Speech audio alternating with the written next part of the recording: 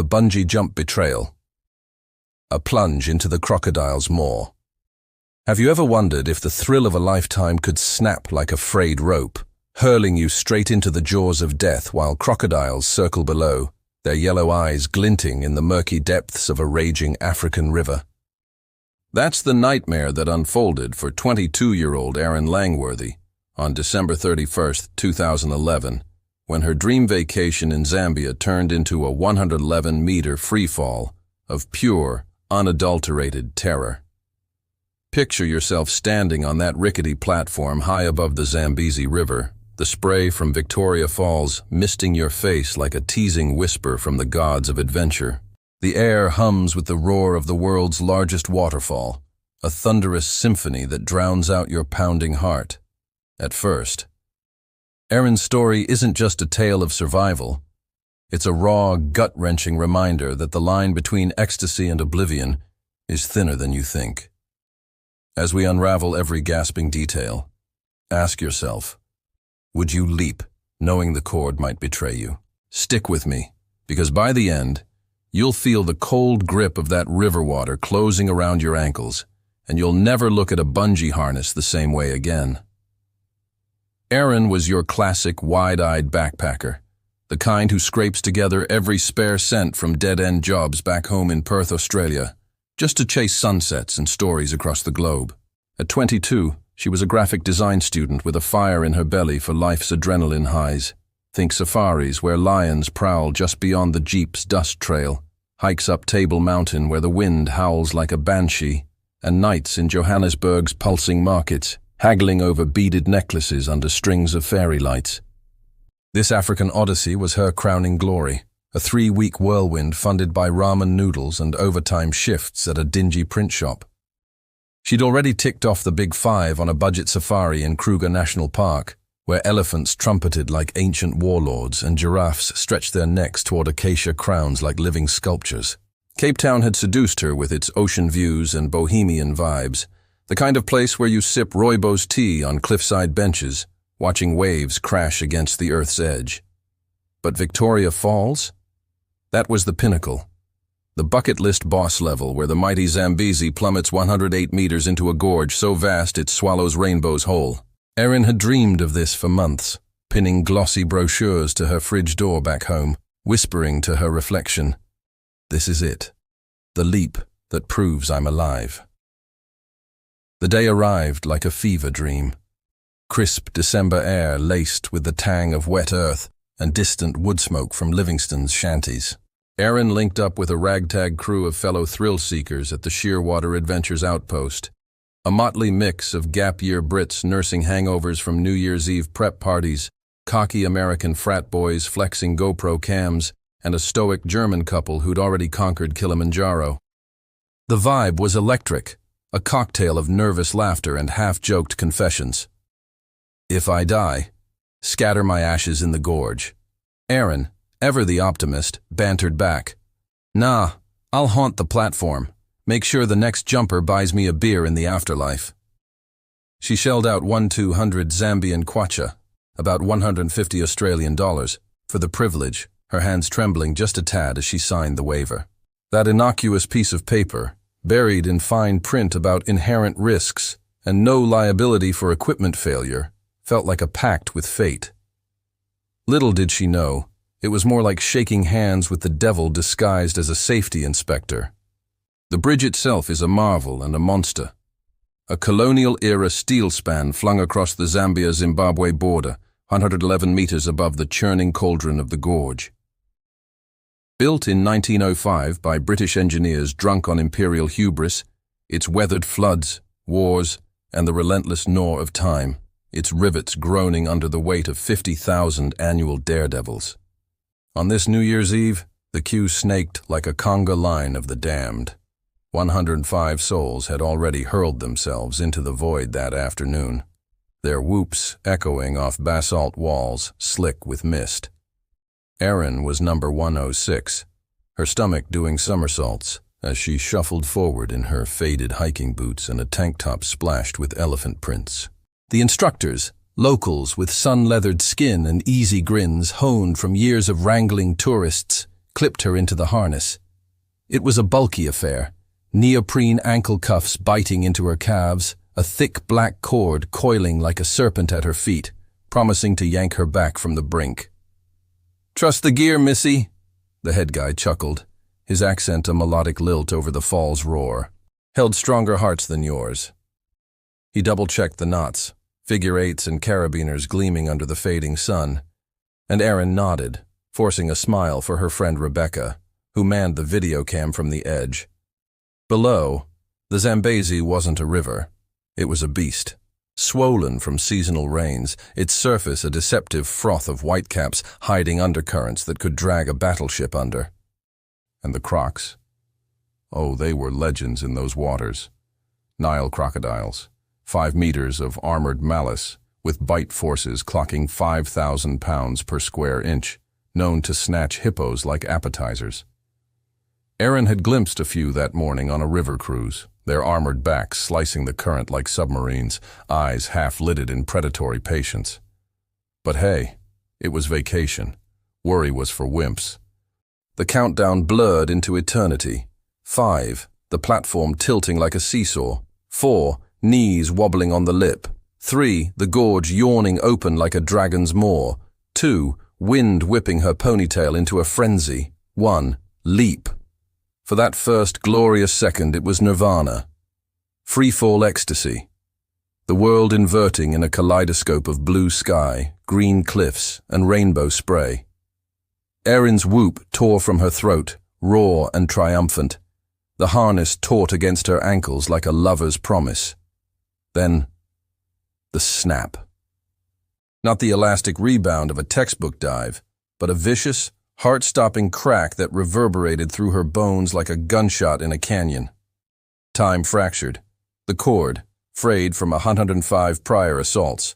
Perhaps a micro-abrasion from the bridge's edge, unchecked in the pre-jump frenzy, gave way at 40 meters down. No gentle tug upward, just endless, screaming descent. 111 meters of unbridled gravity, her body arrowing toward the river at 80 kilometers per hour. The trailing harness flopped uselessly behind her, 10 meters of mocking nylon slapping the air. Erin's scream morphed from exhilaration to primal horror, swallowed by the gorge's vast indifference. "No, no, no!" But the words drowned in wind, her arms pinwheeling futilely against the inexorable pull. Impact hit, like a freight train, feet first into the Zambezi's froth, the surface yielding, then exploding upward in a slap that wrenched her spine and punched the air from her lungs. Cold, arctic, bone-shattering cold, invaded instantly. The river's 18 degrees Celsius chill, a hypothermic assassin. Water closed over her head, a green-black void where light fractured into shards. The current seized her like a kraken's tentacle, tumbling her end over end in a washing machine of foam and fury. Ankles bound by the severed harness, Erin kicked wildly, surfacing for a ragged gasp that tasted of silt and spray, only to be yanked under again. Lungs burned, vision blurred to stinging chaos. The trailing cord tangled her legs like spectral manacles, threatening to anchor her to the abyss. Panic clawed her chest. This isn't happening. Not on vacation. Not like this. Bubbles erupted from her mouth in silent pleas as she thrashed, nails raking futilely at the surface, and then, the eyes. Through the silt veil, twin yellow slits pierced the gloom, unblinking and ancient. Crocodiles drawn by the splash like sharks to chum, their massive forms gliding with lazy menace. One grazed her calf, scales rasping like industrial sandpaper, its tail flicking a lazy warning that sent shockwaves through the water.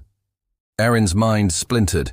Flashes of her mum's Sunday roasts back in Perth, the mate who'd egged her on with YOLO texts, the half-written postcard promising, "Survived the jump." Barely. Why hadn't she inspected the cord herself? Why trust a stranger's knot over her gut's faint whisper? 40 minutes. That's the hellish eternity she fought, each second a lifetime etched in terror. The river battered her against submerged boulders, shredding her tank top to rags, bruising ribs until every inhale was shattered glass.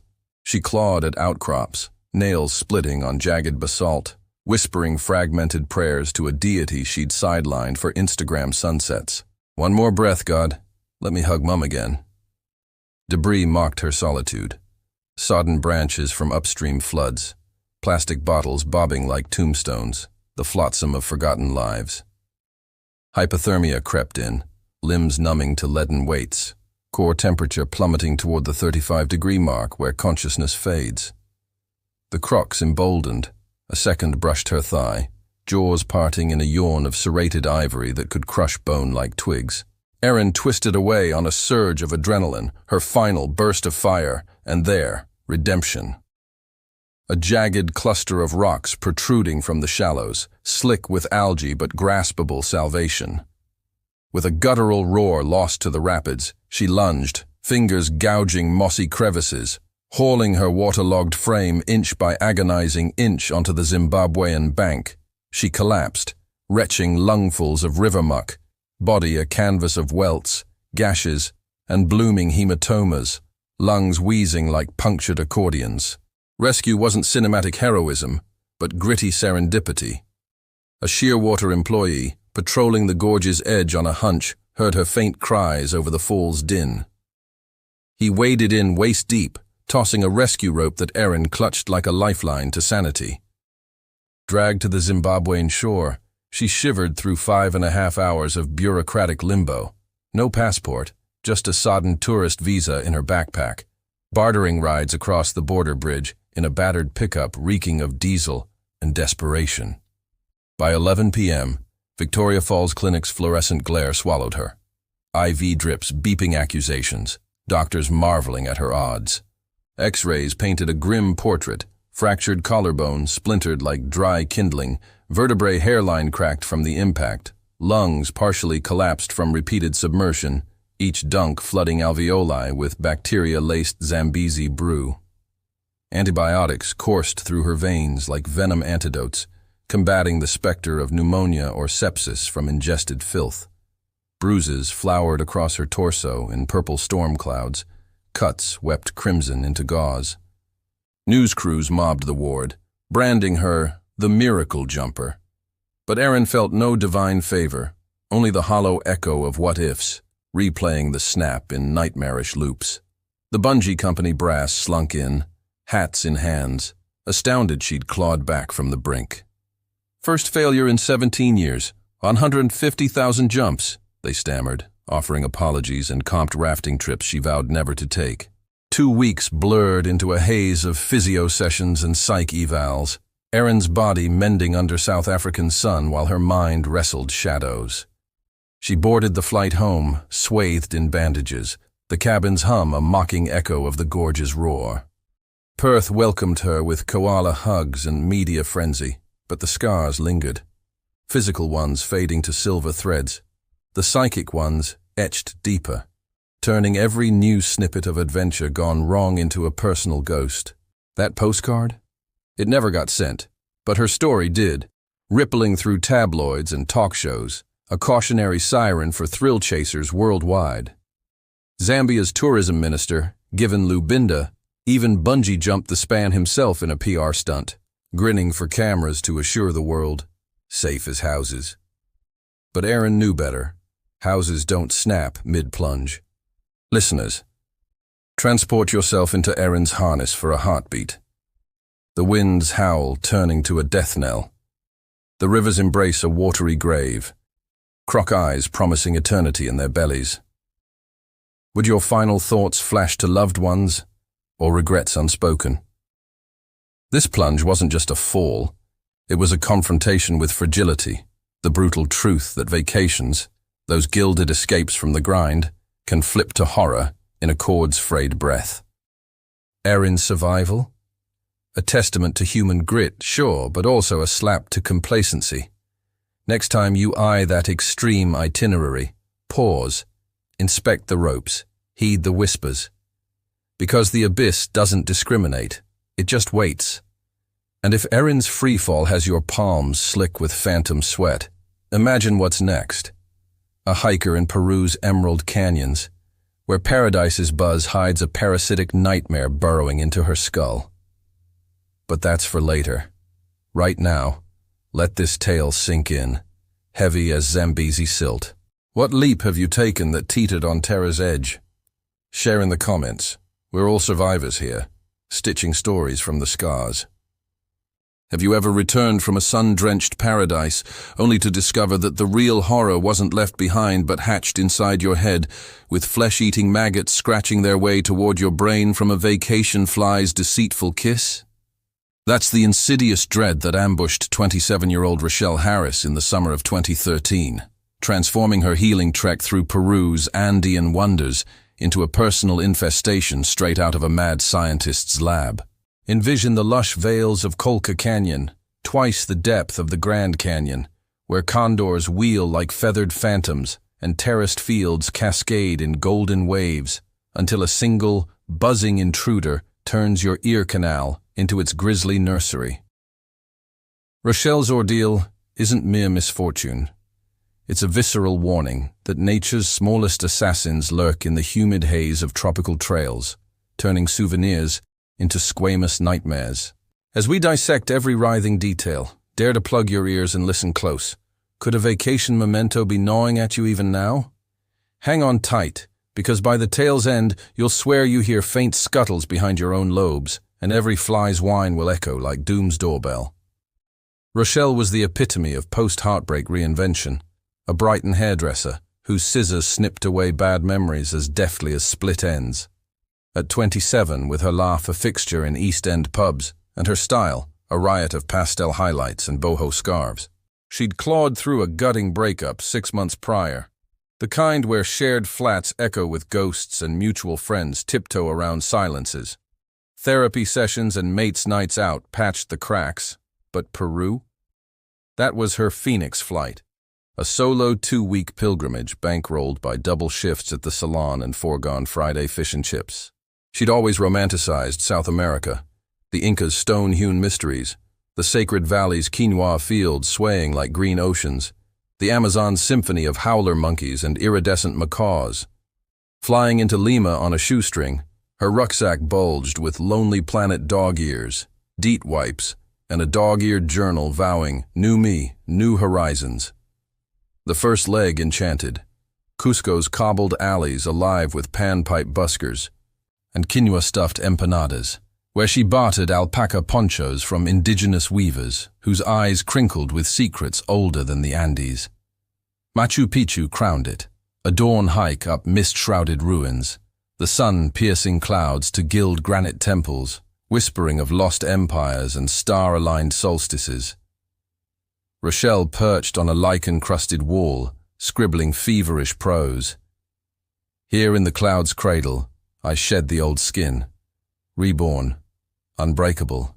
Day 5 dawned humid and heady in Colca Canyon, a yawning abyss in southern Peru where the earth's crust splits to reveal volcanic veins and Andean condors, wingspans stretching 3 meters, vultures of legend soaring on thermals like reincarnated souls.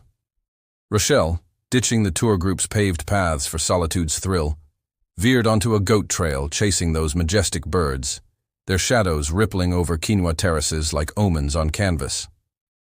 The sun hammered relentlessly, humidity a cloying shroud turning her breath to soup, sweat tracing rivulets down her spine under a sodden tank top.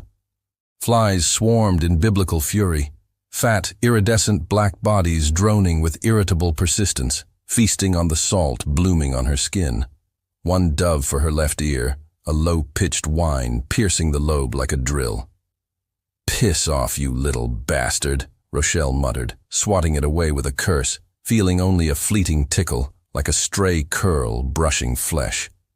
She shook her head, trudged onward, framing shots of emerald vines choking boulders and distant peaks piercing the sky. By dusk, ensconced in Chivai's eco-lodge, a thatched haven of bamboo walls and mosquito-netted bunks, the itch was a whisper, dismissed as trail dust or pollen. Ibuprofen downed, she uncorked a pisco sour, toasting her journal with tales of condor's grace. Wings that mock gravity. Me next? Lulled by canyon nocturnes, howler calls, waterfall sighs, leaf rustles of phantom jaguars, she drifted off, dreaming of feathers unfurling. The 12-hour flight home was a slog. Lima to Madrid, Madrid to Heathrow. Rochelle nursing a nascent throb behind her eye she pinned on cabin pressure or jet-lag jitters. Descent into London's grey mizzle sharpened it, a pulsing vice clamping temple to jaw, wet dribble seeping from her ear, warm and insidious. Customs blurred past in a haze. She dabbed it with a tissue, blaming sinuses clogged by recycled air. Back in her shoebox flat off Brighton's pier, she unpacked amid peeling wallpaper and kettle whistles, souvenirs tumbling, condor feather talisman, woven bracelets beaded with lapis, postcards inked with Machu Picchu's stepped majesty. Bed claimed her, but morning mocked relief. The scratching commenced. Faint at first, like nails on fine china from within her skull, rhythmic and deliberate. Panic flickered. Spider? Tick from the underbrush? She bolted to her GP, spilling symptoms in staccato bursts. Headaches spiking to migraines, facial twinges like neural lightning, discharge yellowing her pillowcase. Ear infection, textbook post-travel, the doc diagnosed, scripting amoxicillin and drops.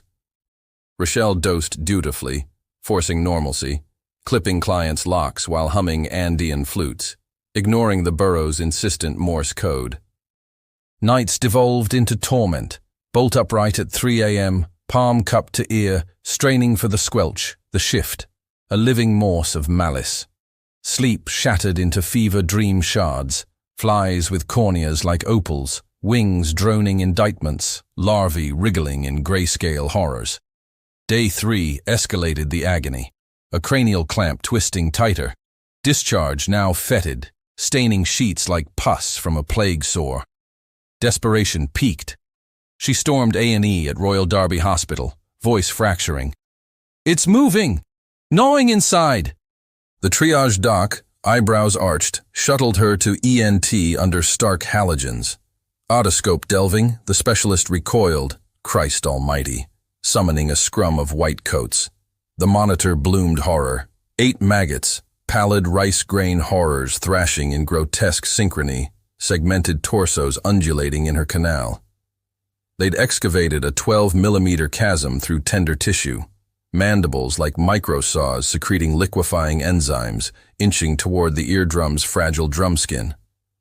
The fly from Colca? A New World screwworm, Cochleomia hominivirax, parasitic virtuoso of the Americas, eradicated stateside in 1959, but rampant in livestock from Mexico to Patagonia. Eggs laid in warm, moist nooks hatch in 24 hours, larvae burrowing with cannibal efficiency. Flesh their banquet, hosts mere incubators. Rochelle gaped at the screen, bile surging, as forceps plucked the fiends one by one, tiny bodies pulsing with pilfered vitality, plopping into a sterile dish like defeated soldiers. Irrigation gushed remnants. Antibiotics warred secondary sepsis, but Psyche's wound gaped widest. Weeks blurred, flinching at bees in the salon, earplugs sealing showers, lights blazing through insomniac vigils. The canal scarred over, hearing unscathed, but phantom itches haunted, a spectral tickle reminding paradise petals peril gratis. Bugs, bites, and parasites, a Discovery doc immortalized her. Surgeons dubbing the brood a writhing mass. MRI confirming no cerebral breach, Rochelle's tears crystallizing terror into testimony. Were they in my brain? This could kill me. Positive twist. Squeamishness slain. She now eyes insects with wry kinship. They bunked in my head. What's a spider in the loo? What invades your reveries, friends? A vacation's buzz birthing burrowers turning head to hive.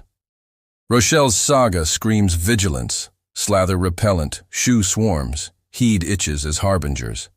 Nature's not foe, but fickle, gifting condor flights laced with larval landmines.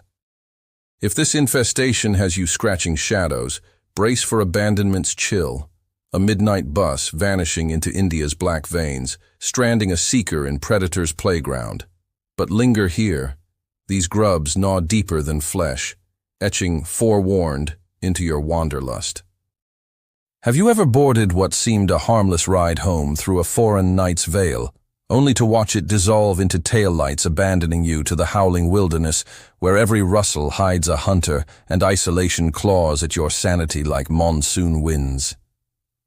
That's the suffocating panic that gripped 26-year-old Leah Beat in the monsoon-drenched summer of 2018, when her spiritual sojourn through India's sacred veins curdled into a solitary gauntlet against the unknown's merciless maw.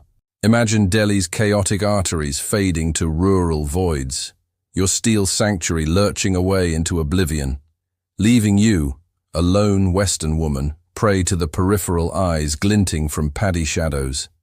Leah's nightmare transcends lost luggage or delayed flights. It's a stark tableau of vulnerability, where a restroom whim spirals into hours of heart-pounding evasion amid whispers of worse fates. As we trace every frantic footfall, ponder. In that endless dark, would your voice summon saviors or sirens? Cling close, for by this yarn's unravel, you'll feel the gravel bite your souls and the night press in, transforming every distant horn into a phantom's lure. Leah embodied the restless seeker, a Seattle freelance scribe whose bylines graced yoga mags and mindfulness blogs, her words weaving mantras from coffee shop epiphanies. At 26, with ink-stained fingers and a spirit adrift postgrad, she'd traded cubicle drudgery for enlightenment's elusive chase. Ashrams where gurus dispense wisdom like chai, hill stations cloaked in rhododendron veils, the Ganges Ghats at dawn, pulsing with pilgrims' chants. This 2-month odyssey was her soul's cartography, sketched on napkins amid rain-lashed windows back home. Delhi's Tajlit spires, Varanasi's fire-lit rites, Dharamsala's Tibetan exile haven nestled in Dauladhar's pine-scented folds. Funded by gig edits and GoFundMe whispers from her yoga collective, she alighted in Indira Gandhi International, amid monsoon season swelter, rucksack heavy with kurtas, bindis, and a battered copy of the Bhagavad Gita. Chandni Chowk's bizarre labyrinth ensnared first, rickshaws dodging cows, air thick with cumin and cardamom, haggling yielding silk scarves embroidered with lotuses. Varanasi followed, a riverside reverie of arty flames dancing on sacred waters, her journal blooming with verses on karma's quiet current. Dharamsala beckoned next, Dalai Lama's aura, prayer flags fluttering like surrendered souls, a balm for her urban weary heart. The overnight bus from Delhi? Pragmatic poetry, 12 hours threading Punjab's amber wheat seas into foothill mists, depositing her at dawn for masala chai and monastery murmurs. The sleeper coach was a battered behemoth, berths stacked like commuter crypts, atmosphere redolent of diesel exhaust and onion bhajis hawked by vendors. Leah claimed a top bunk amid sari-clad aunties and snoring salarymen, earplugs muffling the engine's growl, a pashmina veiling her eyes against fluorescent flickers. Delhi's neon frenzy receded to star-pricked rurality, the highway a black ribbon unspooling through sugarcane whispers and distant temple bells. Around 2 a.m., the halt jarred her awake, a forsaken petrol pump aglow in sodium haze, pumps stuttering fuel to ghostly trucks, a chai-walla coaxing embers from a tire-rim brazier. "Lavatory break," the conductor barked in Hindi-tinged English, his mustache twitching like a ferret. Leah stirred, bladder insistent, joining the serpentine queue to porta-potties reeking of neglect, walls graffiti-scarred with hearts and curses, floors slick with who knows what. Night air nipped sharp, laced with kerosene bite and petrichor from recent downpours, fireflies winking like hesitant allies. Last in line, solo female's perennial plight. She fidgeted as men ahead watered walls with ribald jests, their laughter booming too brazen in the void. Her turn, a squat hole yawning into darkness, bucket water splash hasty, emergence into hush a sigh of release. But the lot lay barren. The bus, her iron aegis, her rumbling arc, idled no more. Taillights crimsoned the horizon, dwindling as it slithered onto the asphalt serpent, swallowed by night. Leah's gut plummeted, a chasm yawning within. No. The cry rent the silence, raw echo ricocheting off pumps, devoured by wind's wail. She sprinted, flip-flops slapping tarmac, arms windmilling like broken propellers. "Stop! Wait!" But the behemoth accelerated, indifferent as monsoon floods. Lungs searing, she faltered 200 meters on, the red glow winking out like a snuffed diya. Alone. Utterly, cosmically alone in Punjab's hinterlands. 400 kilometers from Delhi's dubious safety, 200 from Dharamsala's illusory haven. The pump's fluorescence buzzed mockery, casting elongated shadows that danced like specters.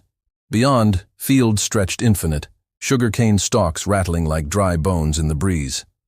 No phone signal, her iPhone's bars flatlined, battery at 23% from futile photo bursts earlier. No map, her paper one shredded in transit squalls. Just a rucksack's weight, a water bottle half full, and the Gita's slim solace. Panic's tide rose. What if the conductor miscounted? Drunk oversight? Or malice? Whispers of white girl fetching rupees in darker trades. Footsteps first. Deliberate crunches from the tree line, where banyan silhouettes loomed like gallows. Leah froze, pulse thundering hymns to Kaylee, scanning for friend or foe. A silhouette detached, tall, dhoti-clad, lantern swinging like a pendulous threat. "Madam? You lost?"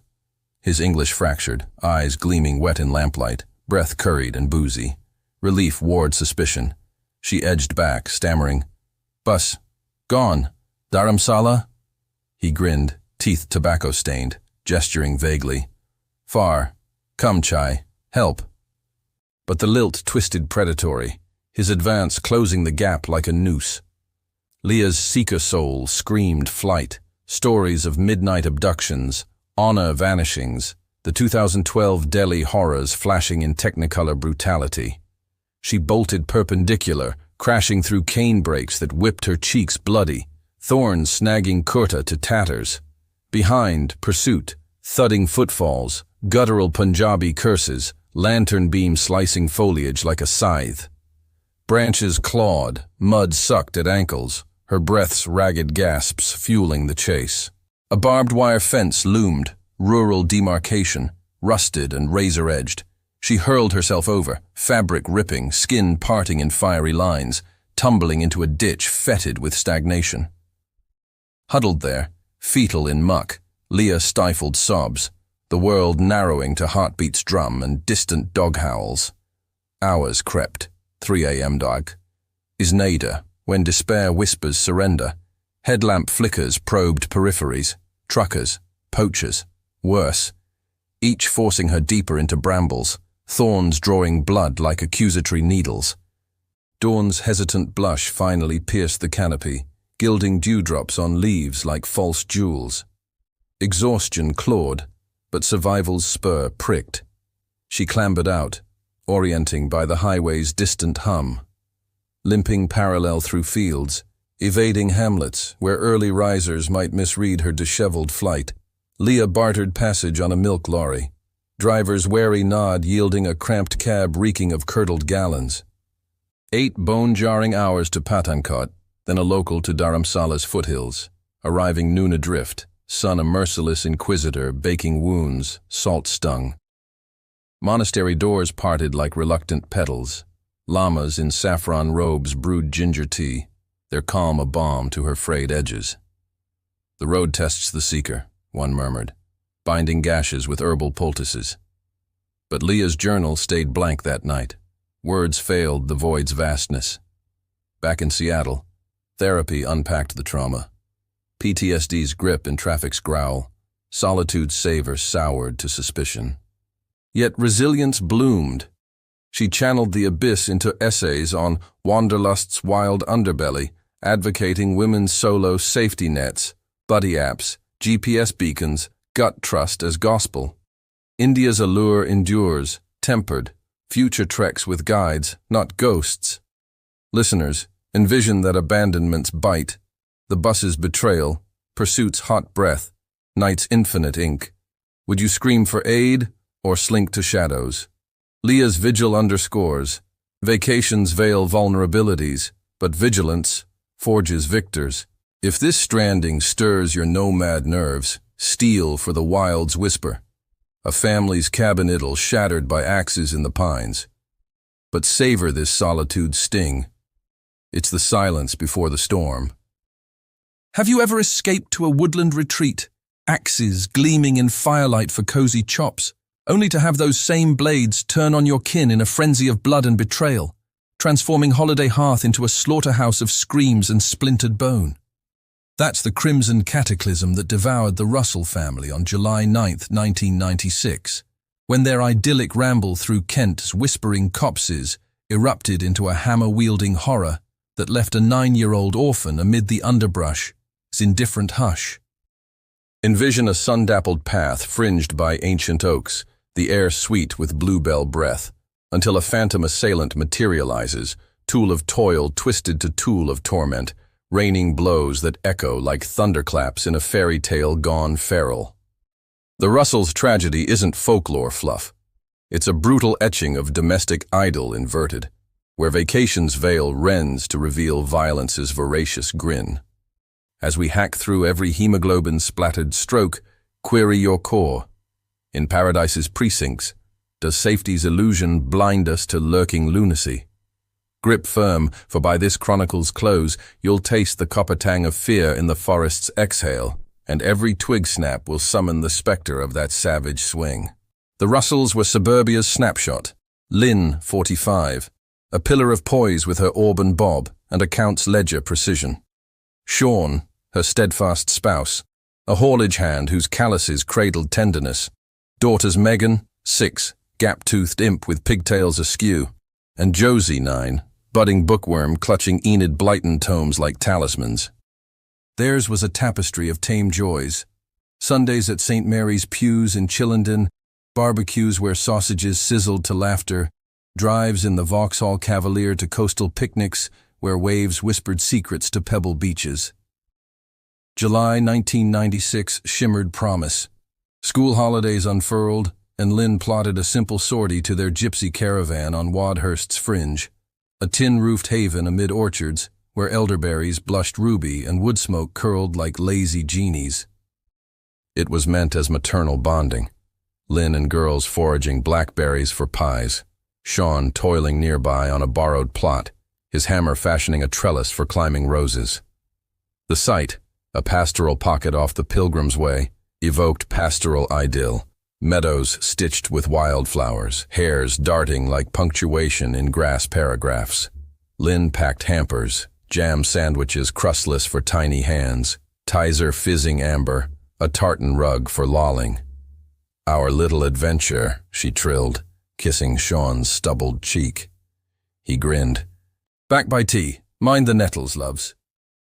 The stroll commenced at 10:15 a.m., a trio's trek down the rutted lane, Megan's wellies splashing puddles remnant from night's drizzle, Josie's chatter a brook's babble on fairy rings and fox cubs. Lynn led, basket swinging jaunty, her sundress a buttercup bloom against hawthorn hedges heavy with scent.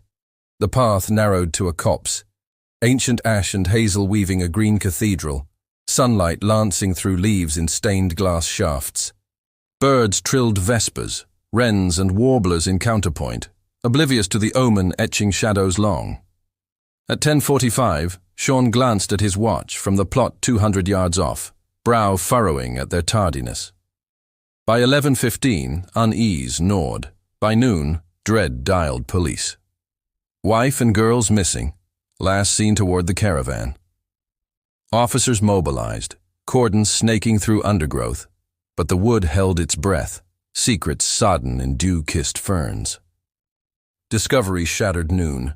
A constable's boot crunched bramble, parting foliage to reveal carnage's tableau. Lynn sprawled akimbo, skull caved like a dropped melon, blood matting her curls in viscous pools, face frozen in mid-gasp, eyes vacant orbs reflecting canopy's cruel mosaic. Beside, Megan curled fetal, her tiny frame a ragdoll rent, golden locks gore-glued to soil, welly askew in a daisy patch. Josie, miracle amid maelstrom, lay comatose yards off, skull fractured but pulse flickering faint as moth wings, hammer blows glancing her temple, ribs stove in like bellows burst. The dog too, their spaniel, Rusty, throat slit in crimson ruff, paws paddling phantom swims in death's shallows. The weapon? A claw hammer, head-crusted claret, handle slick with prints erased by rain's remorse. Scene screamed savagery, blows methodical, 20 to Lynn's cranium, pulverizing zygomatic arches and orbital sockets. Megan's 6-year fragility no shield, temporal bones sundered, brain matter blooming like obscene fungi. Josie's survival, a sapling snag diverting the final arc, her faint pleas. "Mummy? Meggie?" luring the fiend's flight. Sean's world imploded, from plot to path in sprinting horror, collapsing beside the bier of his beloveds, howls harmonizing with siren's wail. Josie airlifted to Pembury's ICU, her 9-year frame a battleground, skull trephined to drain hematoma, ribs wired like birdcage bars, coma, a velvet void. She stirred days later, voice a whisper's wreck, mobility marooned in phantom limbs, speech slurred to toddler tones. Man, big man, hammer, fragments fueling frenzy. Nation reeled. Tabloids thundered, "Gypsy curse?" linking to Romani lore, but cops canvassed cold. No robbery, purses pristine, no grudge. Russell's lives ledger plain. Suspects swirled, drifters from nearby camps, jealous neighbors eyeing the plot. Even a phantom wanderer sketched from Josie's haze. Sean, hollowed husk, bunked hospital vigils, his haulage hands now clutching daughter's paw, vowing vengeance, veiled in vigil. Michael Stone emerged from the ether. 38, Margate misfit with a rap sheet ragged as his tease, burglaries, assaults, a psyche splintered by solvent huffing, and sister's schizophrenia shadow. Obsessed with outlaw tomes, he fancied himself Heathcliff in heroin haze, scavenging woods for scores. July 9th dawned dire. Bailed from jail on petty theft, dosh depleted, demons dictating a walkabout to Chillenden's copses, mere miles from his mum's council flat. Hammer filched from a shed en route, its heft a talisman's toll. Stone stalked the lane, spotting the trio's approach. Easy marks, purse, phone, flee. But mania metastasized. Lynn's glance met his. A matron's medal mistook for mockery. Megan's giggle grated like accusation. He lunged from hazel thicket, hammer arcing in blur, first crack to Lynn's temple, crumpling her like parchment, basket spilling berries blood-bright. Megan's squeal silenced swift, blows raining rhythmic as reaper's scythe. Josie fled flailing, but fence foiled. Stone's pursuit pummeling her prone, pausing at her plea, "Please, mister," fleeing as fancy flagged flight. Arrest struck a year on. BBC's Crime Watch reconstruction, actors treading the trail. Josie's sketch haunting screens. Pricked a cellmate's conscience, fingering Stone's boasts. Raided, his den disgorged gore-flecked gloves, boots mud-matched to the mire. Trial transfixed 98. Old Bailey's oak pews packed. Josie testifying tremulous via video link, her big man woolly hat etching Stone's snarl. Defense decried delusion, solvent psychosis, no mens rea, but jury jettisoned, convicting on triple murder, life sans parole.